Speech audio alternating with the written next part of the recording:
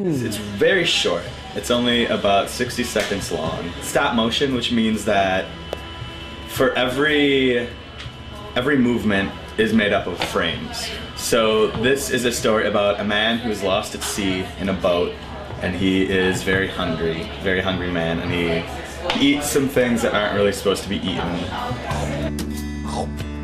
It all started back in 7th grade when me and some friends did a school project. Then in high school we did some stuff, just stuff in my free time. I've always been just doing random video stuff. And then in film, I wanted to do, or in college rather, I wanted to do film right away. But both Logic and my dad told me that there's no money in that film shit. Get a real job. And so I majored in genetics. And then it looked like I probably could have graduated with genetics in like 3.5. So I said screw it and tried film, and it turned out that that's what I really loved. So I took as much film production as I could and found that it was really my passion, and then started doing projects on the side for fun and found that I really like doing animation. And so I built myself a little character out of clay and fabric and cotton and made a little set out of cardboard and paper and entered it in the Wisconsin Film Festival. Each time he moves, you have to move the character and take a frame. But then there's also stuff in the background, so the clouds are moving the whole time, all the waves are moving, and seagulls are flying past. So every frame you have to move the cloud, move the bird, move the waves, then move the guy, then take a frame. And do that, 500 times, and then you got yourself a short film. So that 60 seconds of animation probably took me around 16 hours of, character creation, lighting, editing. I made all the sound effects myself. And so stop motion's a real process.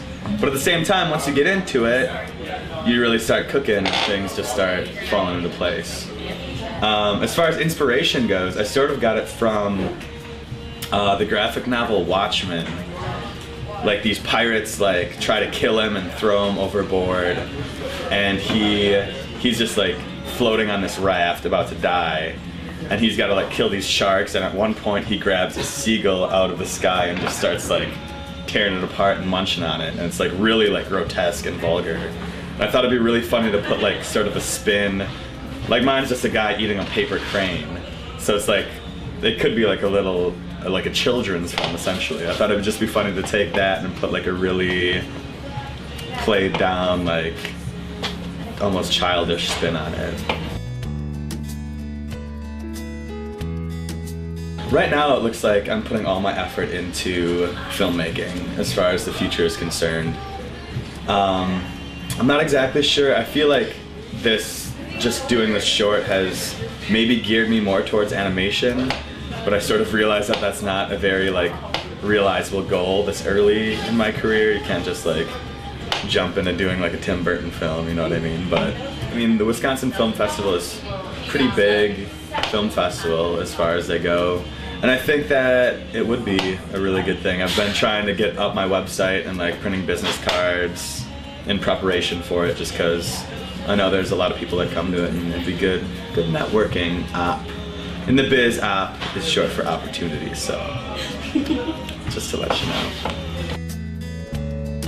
Well, for you aspiring filmmakers out there, if you're wondering if you should or shouldn't put your film in the Wisconsin Film Festival, you get 16 free tickets. Bourgeois, so hit it up. Oh, and one more. The lady told me, mine's only a minute long, she's a little insider film festival trick for you. If a film is short enough, they're almost always going to accept it, because where can't a 60-second film fit?